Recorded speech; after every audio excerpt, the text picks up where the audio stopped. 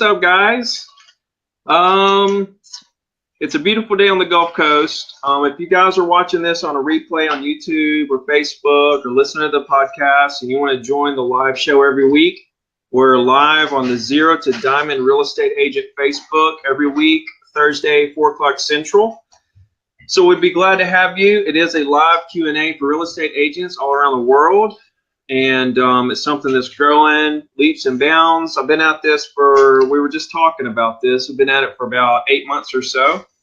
And it's very exciting to be able to give back to the real estate community. Because the fact is this, guys, before I get into the show and introduce my guest, that there's so much failure going on in the industry. The failure rate is so high. And that's my primary goal with everything I'm doing when it comes to Zero to Diamond and the real estate industry as a whole, is to help reduce the failure rate in the industry. So today we have Felicity Kahn. She's from RE/MAX Alliance in Louisiana. I met Felicity at the Tech and Touch, the RE/MAX Tech and Touch in Kansas City a couple weeks ago. She was also a speaker. She spoke right before me. So we got a chance to meet. We actually rode in the same cab to the airport together and got to know each other a little bit. So I reached out to her a couple weeks ago and said, you know what, I need to have you on my show, because she does it a little differently. Because, in today's world of technology and all this stuff going on and all these different directions getting thrown at us, she still takes it old school. She took some of the RE/MAX training, and really latched on. Real estate's all about what works for you. You have to figure out what works for you. And then once you realize what works for you, then you start crushing that. So, Felicity, thank you for doing this. Hey everybody. Thanks for having me. This is awesome. This is a first for me. Kansas City was a first for me. And it was a second, and so I guess this is a third. Awesome. Yeah. So I guess start out and let everybody know kind of a little bit about your background, how long you've been in real estate, how you got into real estate and stuff like that. Sure. Well, I have 16 years of sales and marketing. I graduated from an engineering school with a liberal arts degree in English, and didn't really know where to go from there. So I went to sales. So I've inside sales, outside sales. I have a banking background. I have a Series 6 and a life and health license. And right after banking, I went into marketing. And I managed a marketing department for a company. We serviced 6 revenue centers. And so we were like a mini agency. And it was awesome. Got some great experience there. Really, really. Hey, Colin. Welcome. How are you? You're our first comment. Thanks for being here. So marketing really set the tone for success that I've had in real estate. So inside sales, outside sales, banking, marketing. And I stayed at home with my daughter for about 5 years. She's 9 now. And my husband, he is a real estate investor, and he's been in construction for a few years. And he came home one day from work and said, you know what? I think you should get your real estate license, because we don't want to pay an agent when we sell houses, right? Because he wasn't seeing the value in the agents that he was working with. So I said, okay, you just take a test, right? And then you can do it part-time, and it's easy, no biggie. So all of those things. So I got licensed. I hooked up with a small boutique firm, and quickly realized that this was not easy. It was a lot of work, and there's really no such thing as a part-time agent, right? You can't really do it part-time. So I had another baby at home at that point. He was 2, and so I sent him to school full-time, and the rest is history. It's the thing I was always meant to do. I love it. I love my clients. I love that every day is different. I love that every file is a challenge, and nothing's ever the same. Keeps me on my toes. And, I love it. I love my clients, and I love my coworkers. We have a wonderful community of agents on the North Shore of Lake Pontchartrain. We're about 30 minutes outside of New Orleans, and we love it. We live in a little real estate bubble, and it's been gangbusters over here since I've been in the business, which is 4 years. Mm. I've been licensed for 4 years. September was my 4-year anniversary. Been with Remax since last year, about 18 months. Nice. So I guess first question I might have, just based on your story, because the Zero to Diamond group is, me, and I'm just, like hardworking, just work your ass off kind of thing.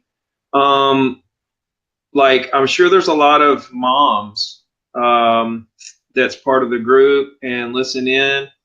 Maybe tell me a little bit about how you balance the mom life and the real estate life. How does that work? And have you figured that out or not? Or how does that work? Well, when we were on earlier, you saw my daughter knock on the door and walk in my office.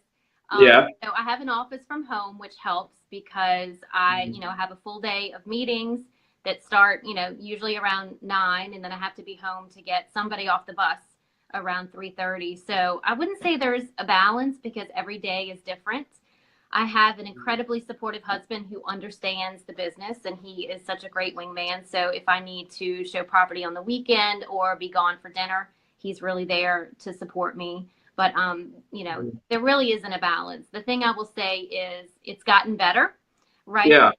And, I didn't know better, and I felt like if somebody called and wanted to go see a listing, I would drop everything and go show it to them. So I've learned how to manage other people a little better now. I've definitely learned. In fact, I picked up dinner tonight for a friend at a place in town called Carpool Caterer. Yeah. I used to deliver meals to my outdoor fridge when I first got in the business because I couldn't do it all. I couldn't work all day, come home, cook dinner, have it ready, and feed everybody and do homework. So one of the things I decided to do was have the meals delivered. So that came off my plate. And, slowly but surely I cook again, but, something has to give, and you can't be too hard on yourself. Truly, you can't be too hard on yourself. One of the great things about being in real estate and about working for yourself is that you have the flexibility. So if I need to go hang out with my kindergartner at the science lab at noon on a Monday, I can do that. But I have to put my phone on silent and put it away and focus on him for the moment, and then, get right back into it. But moms can do it. This is a great job for moms. Moms have lots of networking opportunities with kids and at school events, and, a whole different sphere of people that, folks who don't have little kids and aren't involved in their schools may not have. It can be done. You just have to take it one day at a time. Try not to be too hard on yourself. It's hard to focus on the kids and the family and also focus on clients, but it's not impossible, but one day at a time for sure. Yeah. I would think that it blends in, like it's all one big, huge conglomeration of just life, just clients and babies and all that stuff. And at my house, we live and breathe it because I deal with real estate related stuff all day, and my husband deals with real estate related stuff all day. So the kids get tired of hearing it. I can't tell you how many times I've thrown them in the car and been like, okay, we need to go put a sign out. Let's put a movie on. And, really the goal for me, our personal goal is to have something to give to them, something that we can retire on. And, a family business, hopefully. Right now, they don't want to have anything to do with it because they see how hard it is. But yeah. They'll come around. That's good for them, though. It is. It is. So your husband is a full-time real estate investor? He is. He just got his contractor's license, but he renovates homes and he also does new construction. Okay. So he's a builder. He is a builder. He's a builder. He buys properties. He builds custom homes and stuff. And he was supposed to be my only client, right? And 220 on my database currently. Those are the folks that I market to consistently, and he's there. Sometimes his stuff takes a back seat and we laugh about it because he's the reason I got in the business, but it all works out. Everything happens for a reason. Do you like how did it, once you got in because you guys wanted for you to represent him, at what point did it branch off into actually, okay, let's build a business out of this? Immediately, really. We we were out to lunch after church one Sunday. I ran into my cousin who had moved out of state and was moving back, and just, started having a conversation with her. And she's like, "Oh my gosh, I didn't know you did that." And I said, "Yeah, I just started doing that." So she was one of my first clients. And I'm from where I work. So I have a built-in network of people that I just know because I've grown up in Mandeville. So it really kind of took on a life of its own. I would do the job for someone, and then they would tell someone else that, I really had a good experience with Felicity, and then it would just kind of snowballed. And so all of my business is referral based at this point. Right. So what do you do to, like, in my opinion, like, referrals just kind of plateau your bit, like you're just kind of like in one spot with referrals. I don't feel like there's growth, like real growth, with referrals. Like you can maintain a business with referrals and do very well with referrals, but to get to 30 million a year, 40 million a year, 50 million a year, do you do anything to like actually grow your database, or do you just kind of work your husband's deals and then kind of work your sphere of influence and that kind of deal, or what's your avenue of growth? So I focus on the sphere of influence right now, and that gives me a steady stream of buyers and sellers. What I think about the sphere of influence is that it's warm leads. It's not strangers. It's people that I already know and trust because we already have somebody in common. I just hired somebody in September, and she is a licensed agent, and she fulfills the assistant role, but she's really way more than that. So I call her director of operations, and she is wonderful. She can help me be in two places at once. And I kind of the next piece of that puzzle is going to be a buyer's agent. So once I have established what that next stream of leads is going to be, then I'll bring on a buyer's agent. But truly right now we have as much as we can handle, just the two of us with the type of life that I want to lead, if that makes sense. Isn't that great? What's that?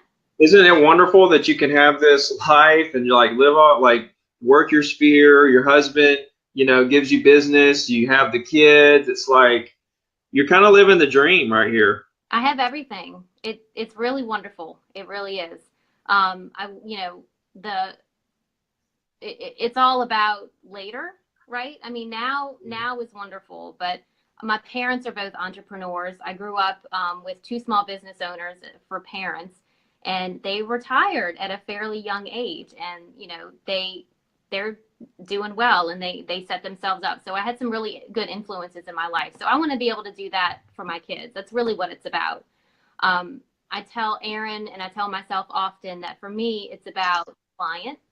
And if I ever lose sight of the client and that, their needs and their wants being forefront, then I'm going to have to get out of the business because, and I said this in Biloxi a couple of weeks ago. You know that show on Bravo? Do you watch those shows, The $1 Million Listing? Yeah. Sometimes. Yeah.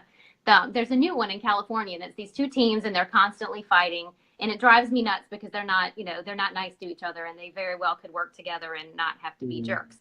But one of the brokers, one of the main characters, said recently that his job, how did he put it? His job is to sell people things that they don't need, basically. And I don't agree with that at all. My job, I feel like, is to provide information to my clients so they can make decisions that are good for them. It's not about me. It's not about me at all. So I try to just, keep that in mind and focus on that, and focus on my people, what they need. Yeah. How do you communicate to them, like, what's going on so that they can make decisions? Like, what are you communicating? Market information, or what are you communicating, and how do you communicate it to them? All of that stuff, mostly it's in person. And, I'm thinking I have like my buyer's agent hat on right now. So It's information about the community if they aren't familiar with it already. It's information about the neighborhood. It's the comps in the neighborhood. You know, what's sold, what's expired, what's sitting out there. Really, just all of the basics. And So you do that in person, you say? I do, yeah. Okay. I have all that ready when we go to look at property. I got you. So do you do anything like ongoing newsletter wise or something to kind of keep people up to date on what's going on? Or how do you stay in touch with people? Like, because at some point there's more people, you know, you have like, you said you have 200 something people in your database. There's no way you could go see all those people once a month or whatever. So how do you do? You're right. Some of them I do. Some of them I do. You know, they're kind of broken into A, B's, and C's, right? And so I want to call my A's, Right. have lunch with them, have coffee with them. But that brings me into a question here. How often do you contact your sphere by phone, mail, per year? Hey Scott. Hey Scott. I think you were in Missouri. No? Can you? No. That? He was. He's around here in my market. I don't think you know this guy. Okay. Well, he looks familiar. I think maybe we're Facebook friends. Okay. Yeah, that could be. Your profile picture looks familiar. Yeah. So I have a plan that I mail postcards every month to my sphere of influence. Actually, this past year it was 9 postcards, and then I sent Mac. So, and actually I have some samples that I'm going to show you if we can see them. So I'm in the greater New Orleans area, and Mardi Gras is a big thing here, right? So in January, I sent out a parade schedule. You know, why would you want a parade schedule? Well, because life revolves around Mardi Gras. And if you want to go to a parade, there's the schedule. If you want to avoid a parade and avoid the traffic, then you know what it is, so you can stay out of the area. That was the first thing that I sent. And you know, going back a little bit with the plan, I do have a marketing plan in place for 12 months. So I know ahead of time, usually about 3 months ahead of time, what the theme is and what I'm going to be sending out. So when I first was, you know, given this plan, this idea that I needed to be sending mailers, you know, paper, printing, design, postage, it all sounded super, super expensive. And I thought there was no way that I was going to be able to do that and afford it, right? It sounded expensive. Yeah. So we all have tons of vendors that we do business, right? We send people business like our lawn care people, our home inspectors, the lenders, the title companies, the insurance agents. All of these people call on us and they want us to send us their business. And right. You have that tight-knit group of people that you like to do business with. So yeah, I contacted them. These are the people that I trust. These are the vendors that I would send to my grandma's house to do work for her. And right. So I wanted to co-market every month. My logo on a mailer and then their logo and something of value, because you know, it was a new idea to me to be reaching out to people, and you know, I get sick of seeing my face and my headshot, and I didn't want them to get sick of seeing it, and I didn't want it to be obnoxious. I'm not a braggadocious type of person, so you know, I kind of think outside of the box, and I thought, you know, it's going to be okay if my face is in everybody's mailbox every month if I provide something of value. So what could that be? The first thing was the parade. That's kind of cool. I've never gotten one of those in the mail before. So I did that, and I co-branded that with Scott Finkley of GSF Mortgage. He has a branch here in town, and he does a wonderful job. And I said, you know, he's always supported me and helped me with open houses and different things, and of course with clients and with referrals to him. So he was totally on board with that idea. So he and I did the parade schedule, and the next one that I did, I called my friend Brian Dunn. He had just opened a franchise for the Grounds Guys, and the Grounds Guys is lawn care and maintenance. And I said, Brian, you know, I have this idea. What do you think? I want to offer something really cool for free. What can you do? And so his idea was, let's offer everybody a free grass cutting. Holy moly, really? You're going to do that? What if 200 people call you to cut their grass for free? What are you going to do? Well, he said, you know what? That's a good problem to have. So if we have to deal with that, we'll deal with it. Yeah. The rest of the story with Brian is that his business became the fastest growing Grounds Guys franchise in the country. He got some kind of award for it, and he actually had a heart attack. He had like a heart episode because of the stress and because of just the growth. And he's fine now. He's wonderful. He's back to work, but he was one of the that helped me out. And this is a picture of the mailer. It's got a coupon for 1 free grass cutting. See, it says my logo and his logo right there on the front. Cute little design. Call Brian for a free grass cutting. And then the back has my information. So that one was, I mean, I got a deal from that. I got a listing from that mailer. Brian got a landscaping job. So each of us paid for that, well, really the rest of the year of mailers just from that one job, from the one mailer. It's inexpensive. I use an online company called Quantum Postcards, and I do the jumbo size, and you can order those. And if you just, pick the cheap shipping, it's about 79 cents a thing. And then I put it on my credit card, and I send my vendor partner an invoice, and they pay for half. So this particular month was about 85. Now, one thing that I haven't done yet, but I may, is if these vendors that I'm partnering up with, if they would be willing to allow me to mail to their mailing lists, we could potentially double the contact list. So that's something I'm kind of tossing around for next year. Like not only sending out to when you send these mailers out, you're sending them out to a specific subdivision or something or area? My sphere. This is my sphere. Okay. My 220 people that are in my database. So you take your sphere and then you partner with a vendor to do a postcard or some kind of mailing campaign.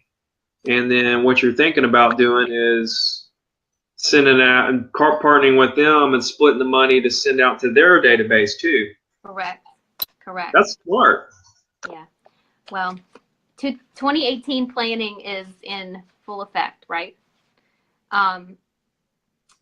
I have, in South Louisiana, and y'all may have this problem too, but we have huge mosquitoes. And so, at my house, we couldn't even really go outside without getting eaten alive.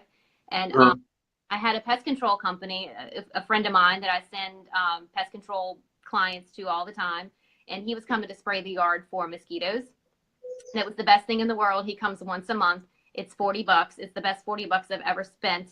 And I wanted to shout it from the rooftops and tell all of my friends how wonderful it was, because if I was miserable with the mosquitoes, they probably were too. So I asked him if he was a mailer, and we did a free mosquito spray, which was awesome.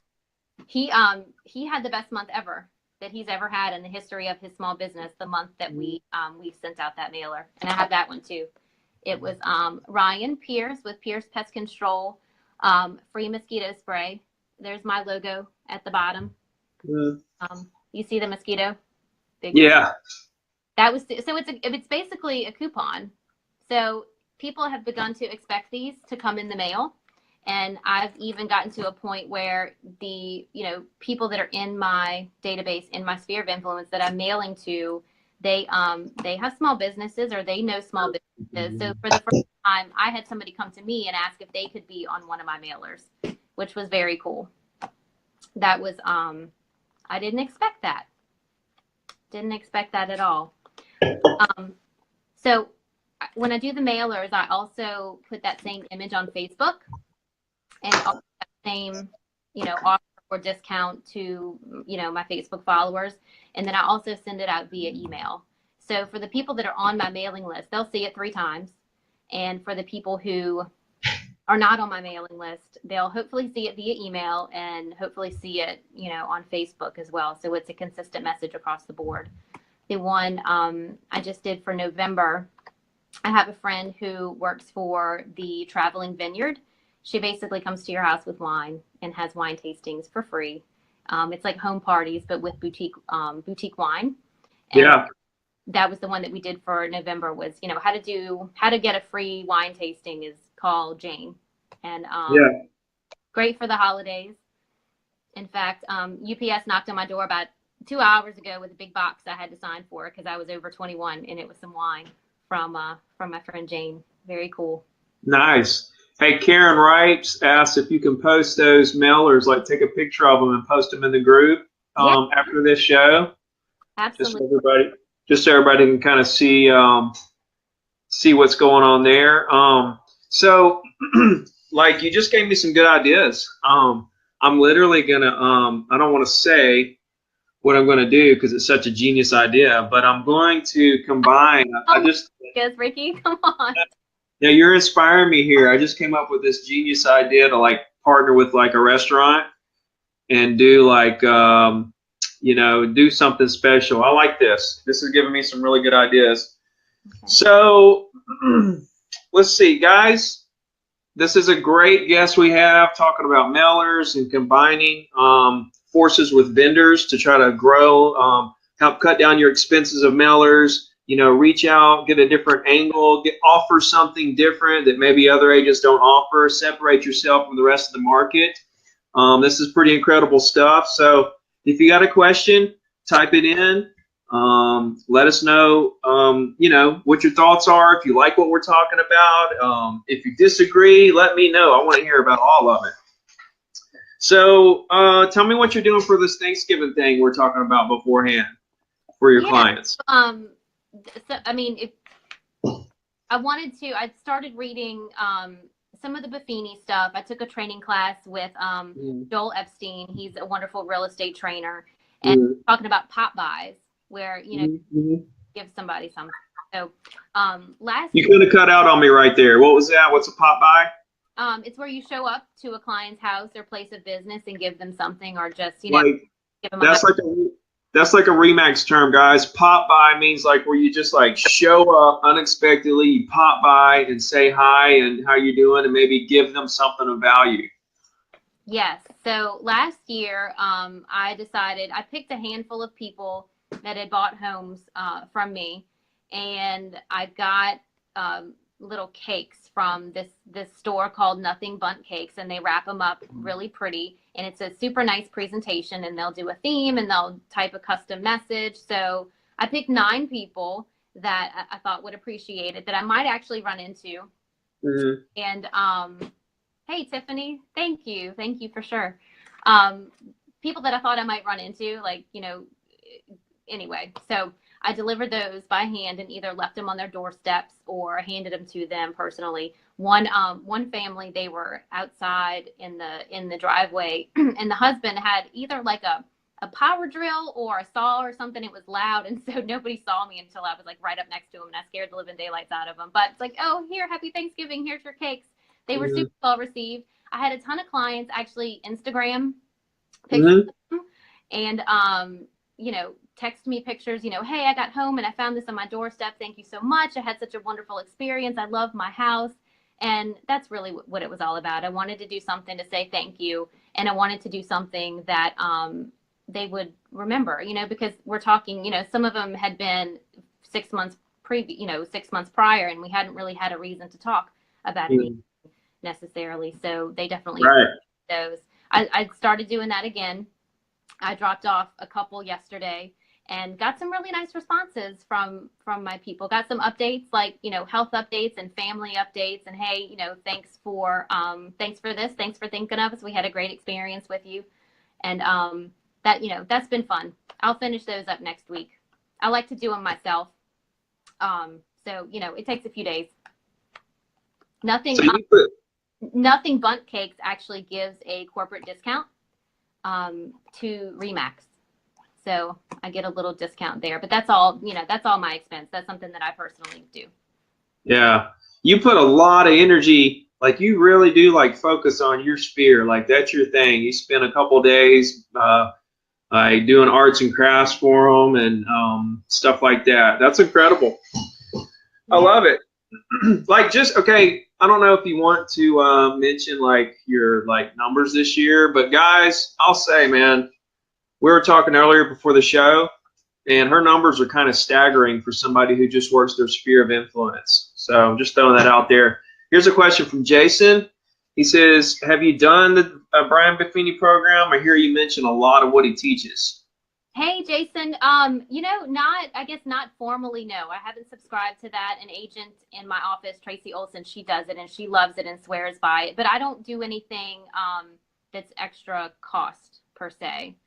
Mhm. I have a mortgage person on the South Shore in New Orleans that invites me to different training things when he has somebody come in. But no, I don't really do anything formal. You know what? I do rely on the REMAX training a whole heck of a lot. My broker is wonderful at implementing and teaching, and that, he's not a competitor. He's not out there selling business like we are. He's there to mentor us and to train us, and he has really embraced that momentum series. And what propelled me in my business after I joined Remax was implementing some of those ideas from that referral boot camp, one of which was the 12 touch program where, you stay in touch with your sphere of influence. And there are also, tons of other avenues you can take, like focusing on for sale by owners or focusing on expireds. And I don't do any of those things yet, but I will as my business grows and as I continue to, successfully clone myself and find people to join my team. I think is the next step for me. I think a buyer's agent is in my future. That's something I have to really dig deep and decide if I want to manage a person. Bring somebody else in. But no, but I've heard some wonderful things about Buffini for sure. So, I don't know, man, like being a team, I've tried to do it. I had about 12, I've tried about 12 different agents. And what I realized through that was that there are two types of agents out there. There's salespeople and there's managers. And you either like to deal with the clients and you get a thrill from helping people buy and sell property, or you don't like doing part of it and you would rather manage agents. Managers are team leaders or brokers. And I just could not do it. I just love the sales part of it. I love the thrill of staying in touch with people, following up, helping them find what they want, or selling the property for them and helping them achieve what that bigger goal is, for their, the reason that they're actually selling is not just to sell a piece of property. It's because something's going on in their life. So I really love that part. And so I finally, after the last guy, I was like, I just can't do this team thing. It's just not for me. And that's when I turned everything around. I started focusing all my energy on my clients, instead of trying to build a team. So much energy was going to build a team. And then I decided this isn't working. So I put all my energy into my clients. And that's when my business exploded. That was when I hit #1 in the state for Alabama. And I really started going to that next level. That was 2014.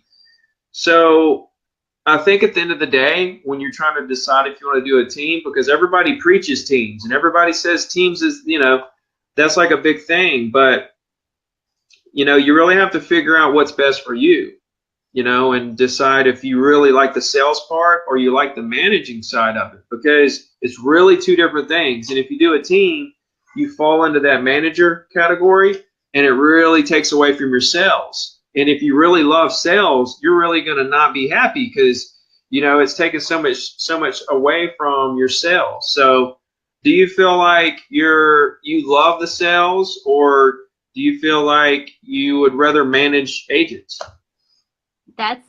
You make a really super good point. I feel like at this point, I love the sale. I love the personal contact with my clients. Hiring, a director of operations was huge for me because I found somebody that was just a dream come true. I mean, I prayed for her and she came, she almost fell in my lap, and she's wonderful and established. And so she can truly convey the same type of service and attitude and professionalism that I can when I can't be there.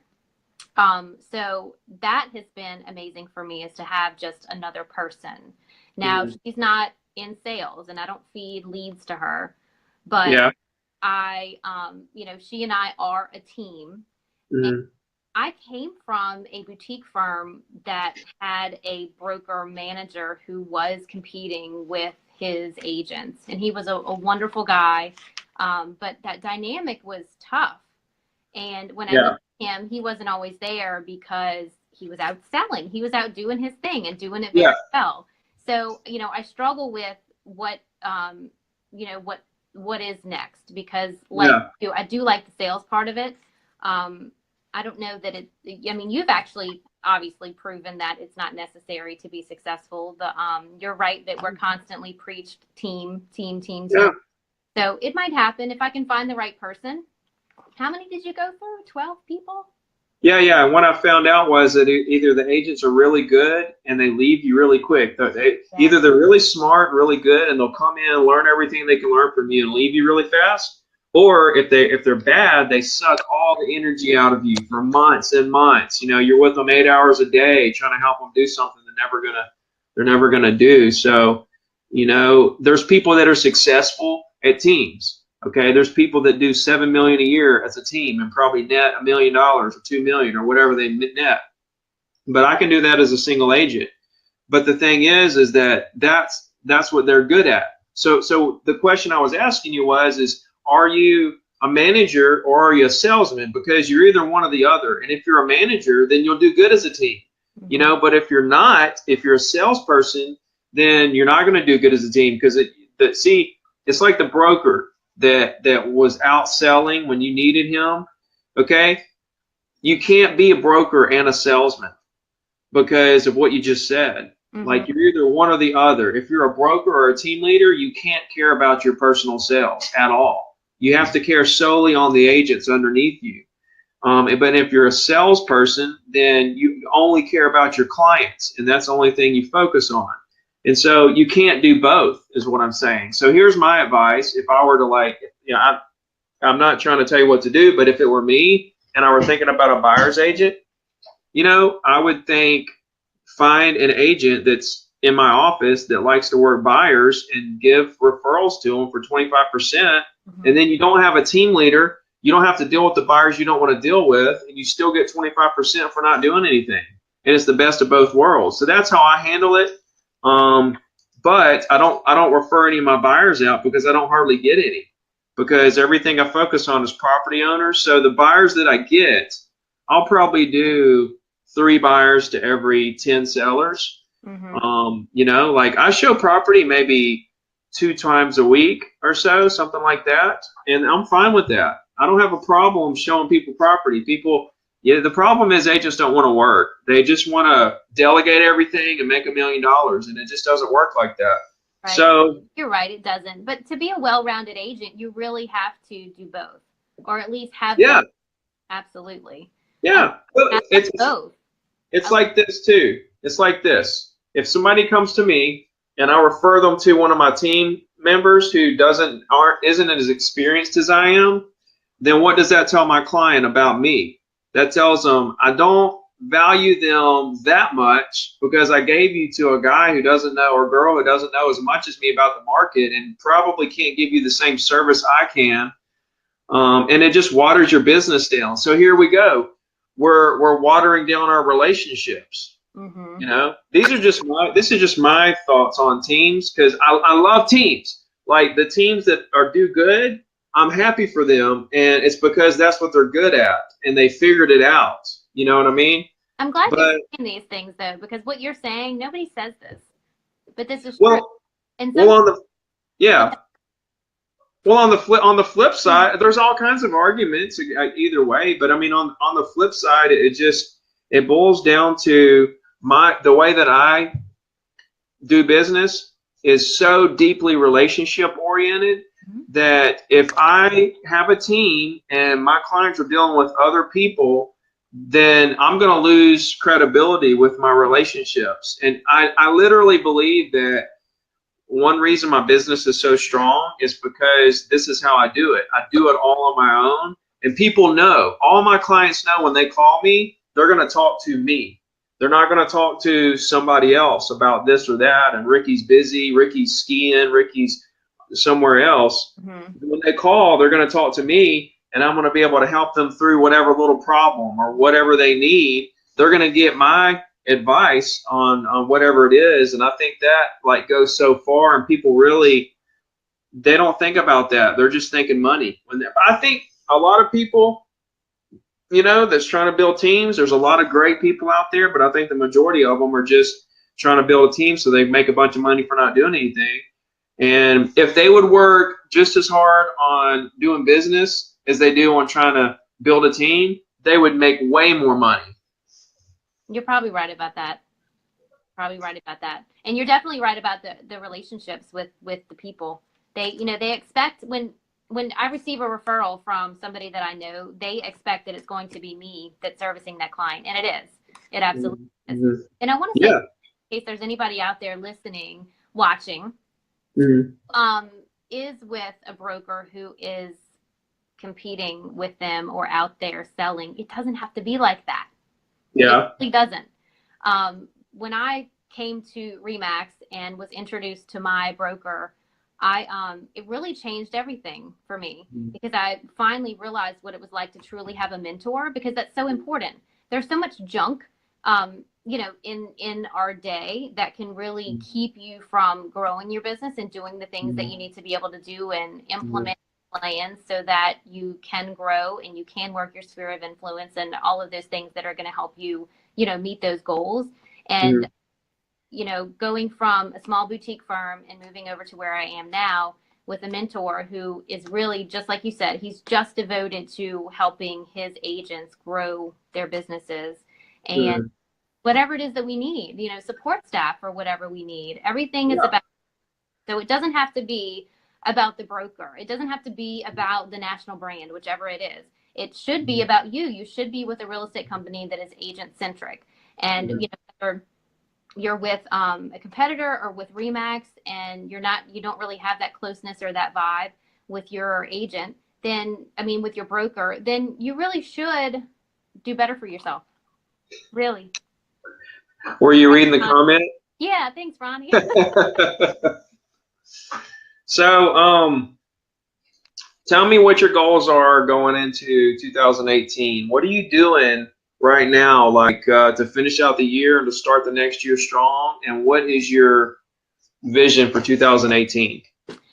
So I have been doing a lot of planning, a lot of thinking. The type of person that I'm super hard on myself, and I always feel like I never do it good enough, fast enough. You're smiling, you know what I mean? It's just like, that's just how I am. I'm constantly wanting to be better. So 2018, I hope to see growth of probably, 20% is what I'm going for. 20% growth from what you did this year? Yeah, that's the goal. I've put some systems in place so that can be easier on myself. I find that I get bogged down in the paperwork part of it. So trying to take a lot of that off the plate.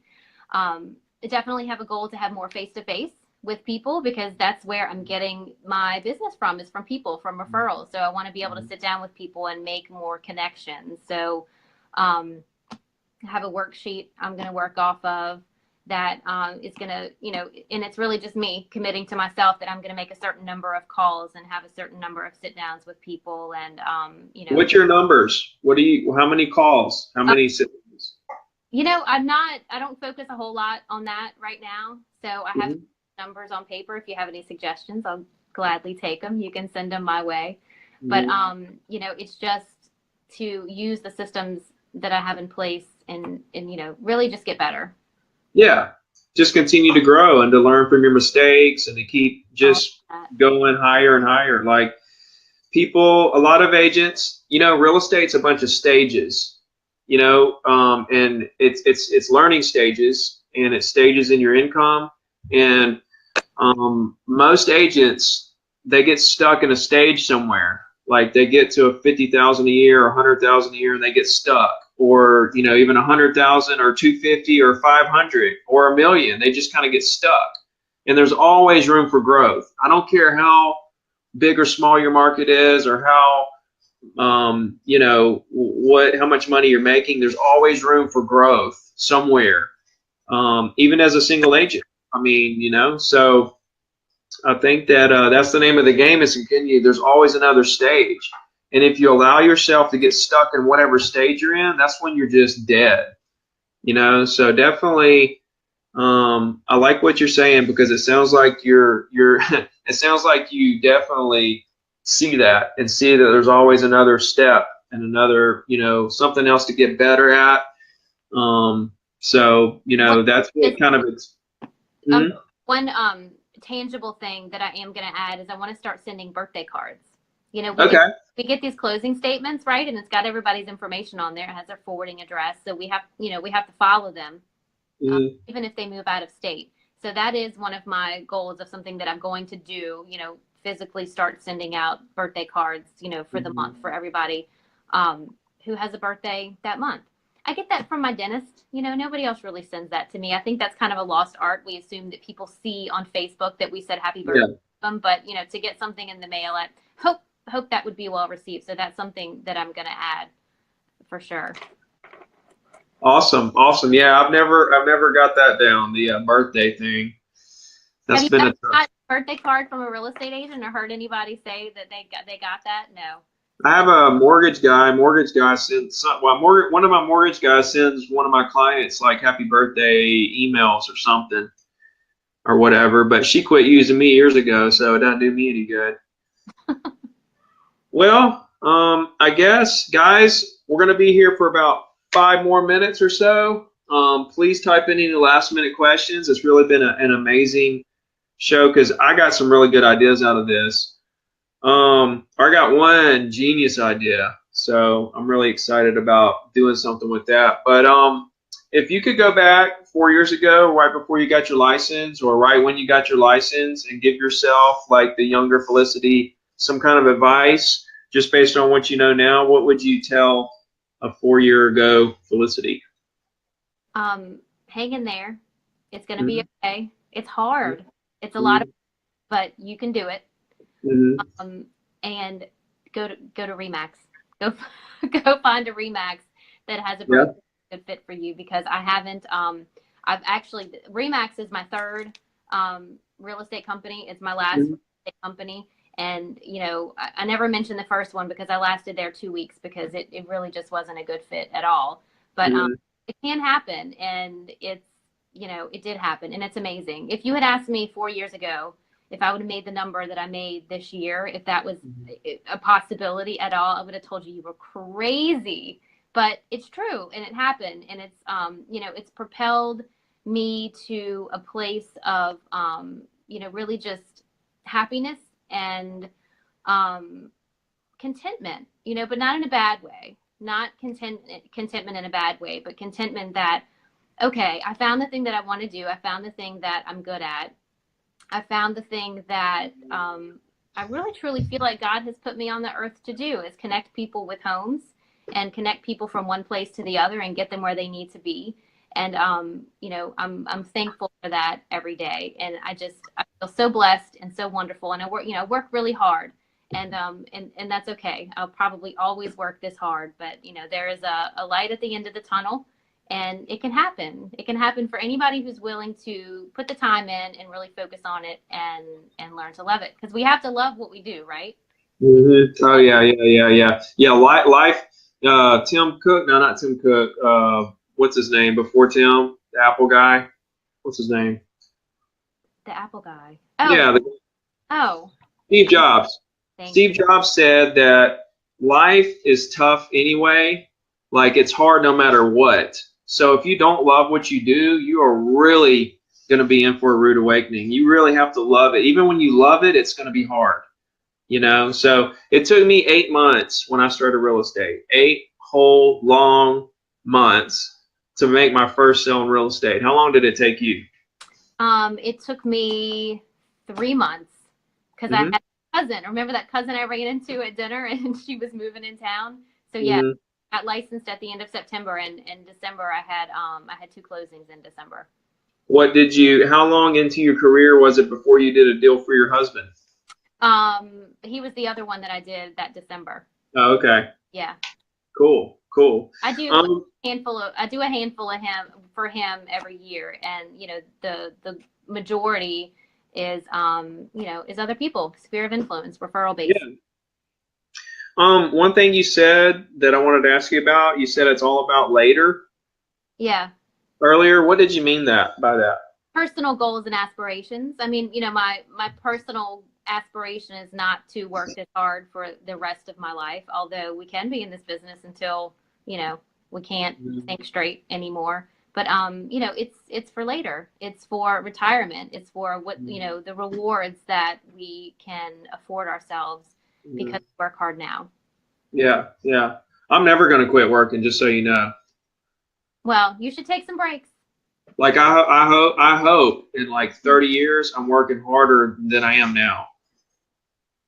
Have some kids, Ricky, and then no, I'm just kidding. No, I don't want to be working this hard when I'm 60, 70. I really don't. Yeah. I'm front loading. Yeah. I'm front loading all the hard work right now so that I can chill later. Yeah. Yeah. Everybody has their own thing, you know, and that's what makes the world go around. That's right. This real estate thing is a good gig though. It is. And I'm grateful to have met you. This is cool to be on this. Thank you for having me. Thank you. Thank you. It's been an honor. Yeah, real estate is like, man, I don't know what I would do if there was no real. I mean, it is so amazing. This career, this life, this business, helping people. You know, you're successful based on how many people you help. It's amazing. It is really amazing. And if you look at it like that, where your success is based on how many people you actually help, rather than how many deals I did, you know, it's the same thing. It's just a different way to look at it. Yeah. And that's what I'm trying to. Part of the bigger plan, and it's not our plan. Yeah. A couple of months ago, I had coffee with a friend of mine who's also a client, who's also a life coach, and he said, you know, you don't know why that person picks that house. You know, it's not really even part of their plan, and you don't know. Yeah.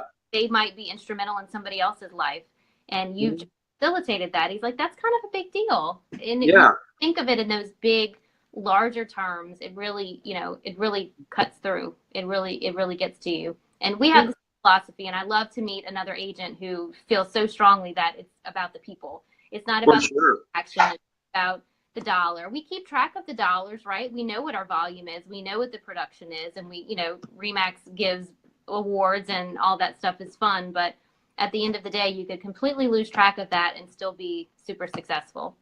Oh, absolutely. Your bank account is going to reflect how much value you give to the world. Mm-hmm. You know, so if you want $1 million, then you have to give that much value to the world, or 2 million, or 10, or 100, or 1 billion. You have to give that to get that, you know? That's right. Thank you so much, Felicity. This has been amazing. We're going to do this again sometime. I had a comment down here. Ronnie says, ask her to come back months out and update us on her success. So we'll do that. Maybe like, you know, mid 2018 or something. Maybe we'll do it again and catch up and see how you're doing. I would love to, but let's do it earlier than that, like Q1. Okay. We'll do end of January-ish, beginning of February-ish. Yeah. It's going to be a good January, right? We're stacking January right now. The market's on fire. Yeah. That's awesome. Thank you. Are we out of time? Yeah, we have some more minutes if you have some more stuff you want to talk about. Okay. We can talk for as long as you want. You know, after Biloxi, I had a new agent who reached out to me, and she was kind of where I was, just kind of floating around, very capable and had a lot of abilities, but didn't really know what to do and how to do it. So, you know, I just, again, want to encourage anybody new who's out there, you know, just stick with it. Find something that's going to work for you. Calling expireds and calling FSBOs doesn't have to work for you. Focusing on your sphere of influence like I did might be the thing. If you're new in an area and you don't have a sphere of influence, and you know, I said earlier, I grew up where I work. So I could, you know, I had a built-in sphere of people that already knew me just because they knew me and they knew my family. And, you know, we had grown up together maybe. So whatever's going to work for you.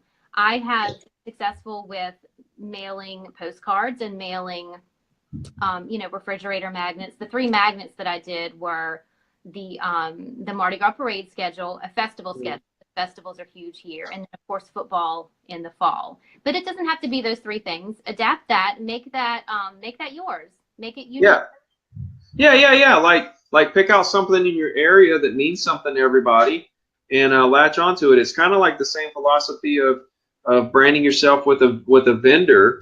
who wants to, you know, go in with you on a marketing campaign. It's all the same stuff, you know, like people need their grass cut, you know, people need their mosquitoes killed and all that stuff. So Karen wants to know for you to repeat how often you send mailers to your sphere of influence. Hey, Karen, every month they're getting something from me around the 15th of the month.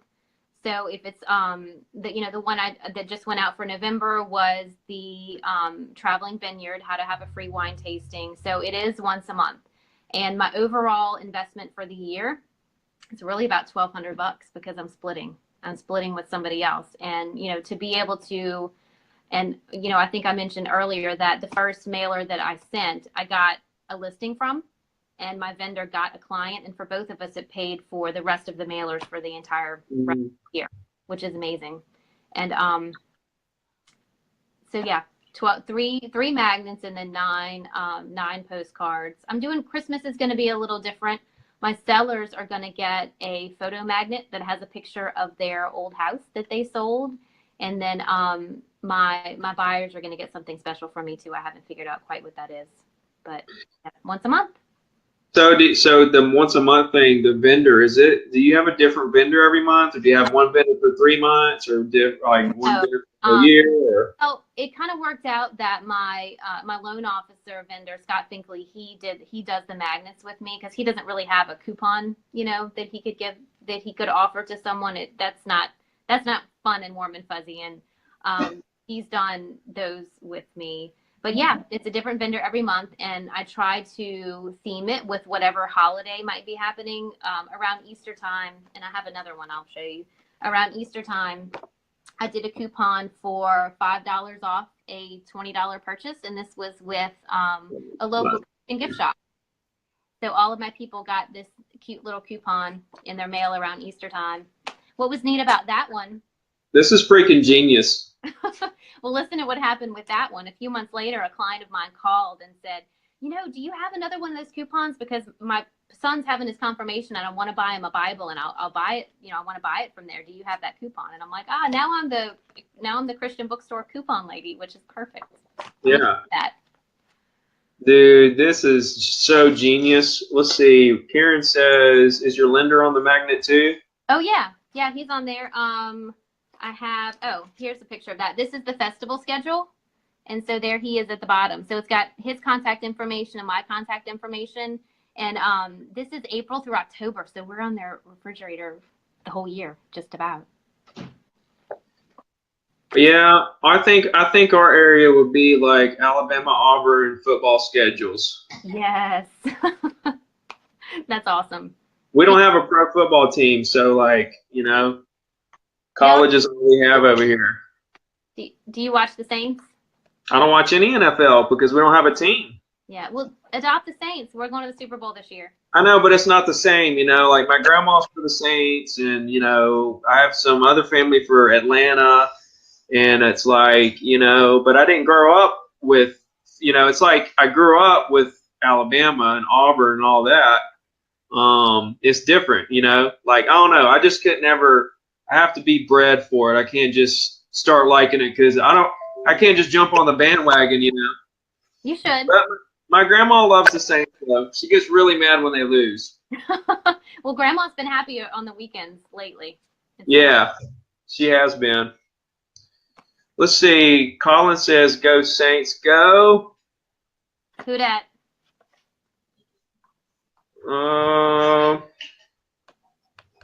Yeah. So let me see if I had some other stuff I wanted to ask you about. I mean, I was going to kind of ask you too, like home, like working at home versus working at the office. I think we kind of covered that, but to go a little deeper with it, I only work out of the office. I have a home office that I'll do, like I used to go home and do my show from there so I could concentrate. And then at night, if I'm working on something, I'll work from there, you know, but I come to the office at between 8 and 9 every single day.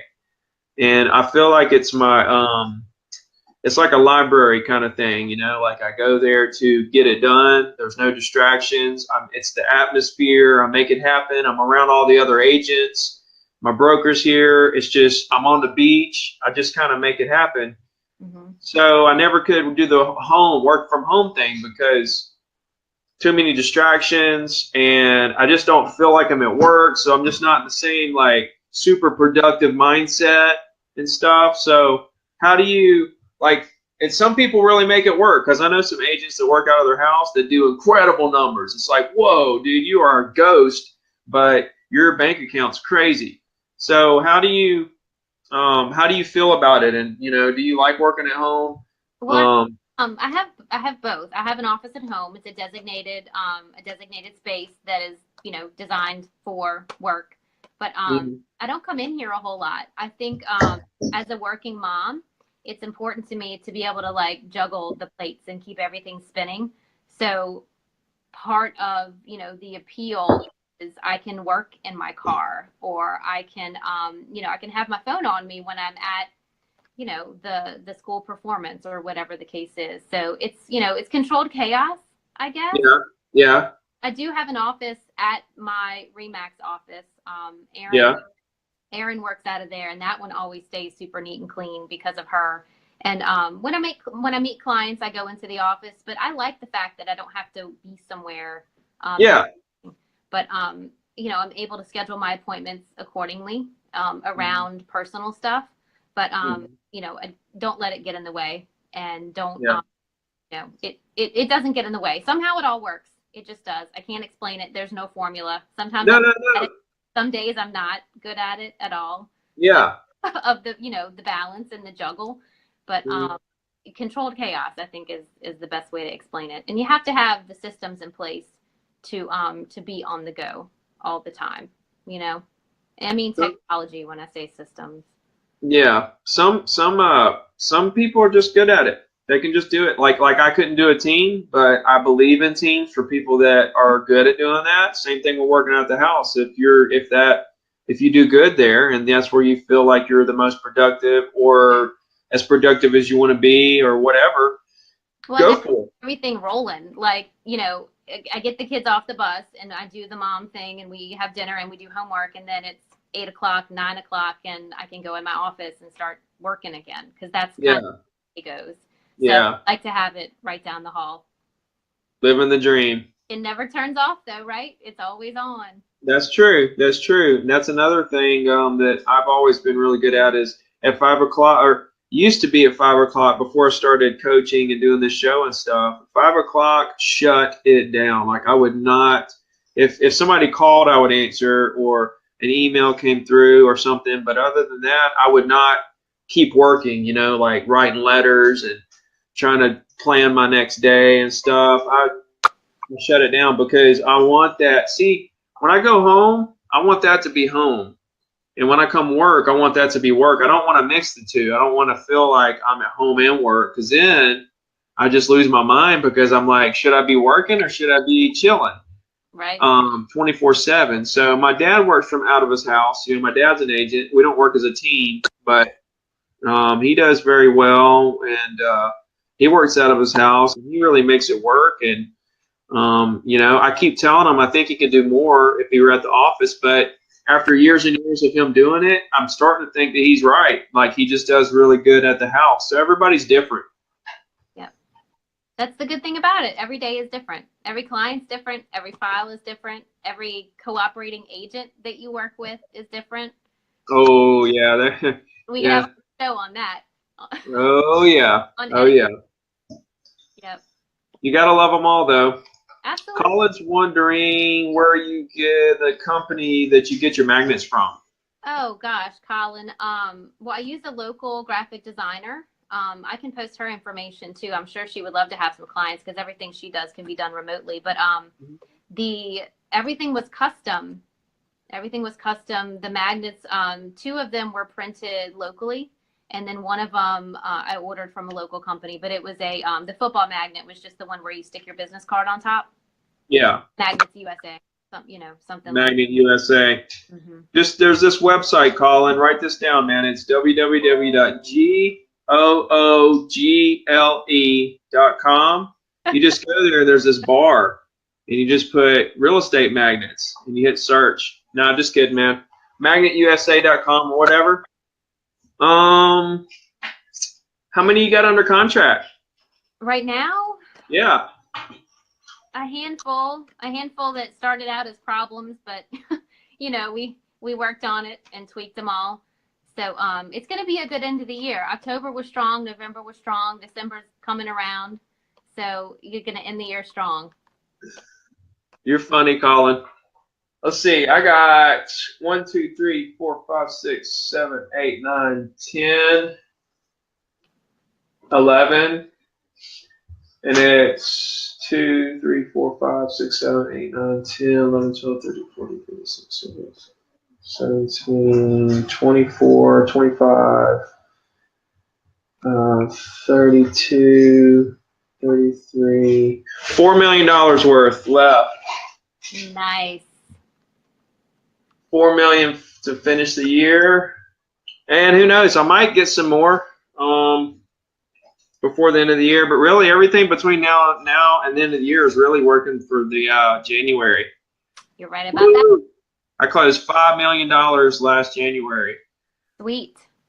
That's I want to do it again. I want to break a record. Awesome. I don't remember what my January number was. I think it was a good January. It was like 2.3 or something like that.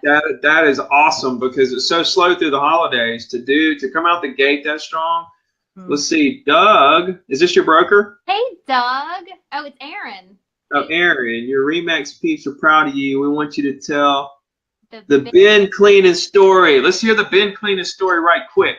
Okay, so the bin, one of my vendor partners that I worked with is Caitlin Markovitz with Apex Bin Cleaning, and what they do is her company has this big truck and it cleans out your trash can. You know, your funky like day after the shrimp boil, crawfish boil trash can, and it's awesome. She's like 26 and she started this company on her own and she's just gone gangbusters with it, but I don't know. I guess the part of the story they want me to tell is that the only day that I will drag the trash can in 200 feet from the street to my house is the day that she comes. And that, you know, because, you know, you don't have to put gloves on and hold your nose to drag it down. But that was a really cool, that was my October mailer. And the theme was your trash can, you know, it's spooky in there, but it doesn't have to be. And that was our team. And that's a new service. People haven't heard of that in our market. She was totally new, a pioneer in this market, and that was a fun one. That was October. Hey Aaron, I hope that was okay. Well guys, look at here, dude. I'm fixing to blow this whole vendor idea straight to pieces, man. Y'all don't even know, you just unleashed a beast over here in Orange Beach. I like it. We can share ideas. That's what this is all about. Absolutely. Right? And givers gain. It just goes back to what you said about you just, you know, you give, and it will come back to you in return. Absolutely. Do you have any questions for me? You know, I think you're amazing. Your numbers are amazing. I'm in the business 4 years. You said what, 17? 17. So that would be 13 years from now to 17 years. And love to be in that, you know, in that league with you, but still super down to earth and focusing on what, you know, the big picture and the people. I think it's amazing. Yeah. You have to give the universe value, you know? I mean, that's what it's all about. You just, you know, it's not about ego. It's not about money. It's not about any of that stuff. It's just about bringing value to the universe, you know, and making the world a better place. Like I said when I started, and I truly mean this from the bottom of my heart, the reason that I do this show and the reason I'm doing what I'm doing with that side of my life outside of real estate is because I literally want to help reduce the failure rate in the industry. It's ridiculous. It's like 90%, 80%, something like that. It's crazy. And I think that it's just a mindset, and that if I could bring awareness through my YouTube videos and everything I'm doing, my books, speeches, if I can bring awareness to like how simple it is, you know, that it's just a mindset. You can't let all this garbage get in your way and just provide value and quit worrying about the money. I think we'll have a lot more success. You know, I think we can reduce the failure rate. So I agree. I like that. And, you know, our business, real estate agents are, you know, there's not a real good stereotype about us. And so sometimes it's a challenge to overcome that. But one transaction, one client at a time, one prepared agent, you know, we can change the way the world views real estate agents.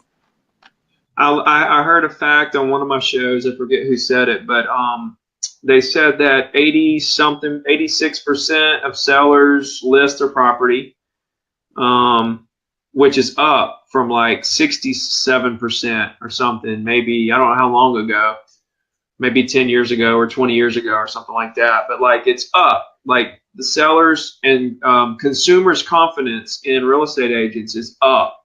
You know, and that may have a lot to do with social media and, you know, them getting to know us a little bit better instead of just assuming, you know, with social media, everything's out in the streets. Like they know everything about us. Mm-hmm. So I think that they, without having to assume that all realtors are bad, I think they've gotten to know us a little bit through our different social media platforms, and thus decided that they thought we were human and that they could trust us a little bit.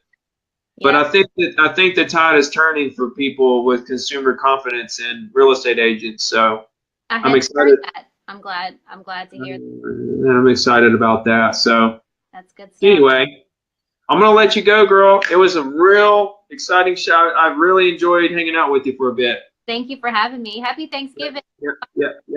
Yep. See you guys.